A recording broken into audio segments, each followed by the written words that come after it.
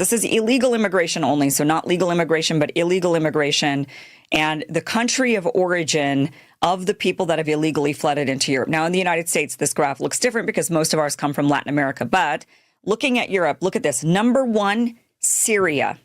Number two, Afghanistan. I wonder what caused all of the immigrants to flee Syria and Afghanistan. And even looking further on this list, Mali.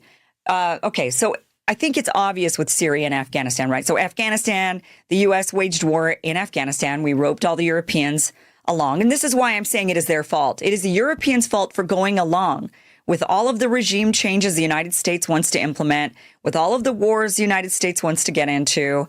Europe is also at fault. This is not just the United States and our warmongering ways. It is the fact that NATO, Europe, goes along with every single one, even though it is completely against the wishes of their populations. They don't care what their populations want.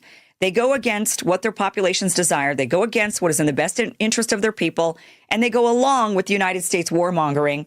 And the U.S., of course, doesn't have to bear the brunt of all of these because the Syrians, the Afghanis, all of them, they're going to flood into Europe because it's easier to get there. They're not coming all the way to the United States, even though, yes, in the United States, we've had to absorb a lot of refugees as well. Wars and conflicts and bombing and regime change, all of that creates refugees. Most people want to stay in their homes. Most people are not interested in going to some foreign land where they don't speak the language, where people are bigoted towards them, don't really want them there. You know, people aren't super keen on packing their bags and going to do that. They do it for a reason.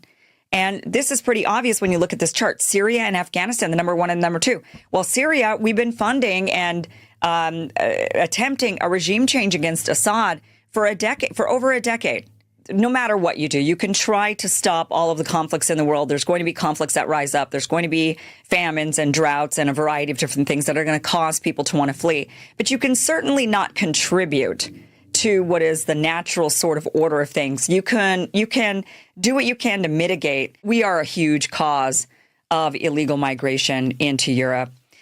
And that's why it's so odd to me why so many in the West, like Donald Trump, those who are in the MAGA movement, are railing Europe for letting all of these refugees into their nations, which really they're not letting. Those are illegals that are coming in and crossing the border, and they're not supposed to be. And they're saying, oh, how dare you, you guys are doing the wrong thing for your people. But it's the United States that is helping and aiding and abetting this refugee crisis.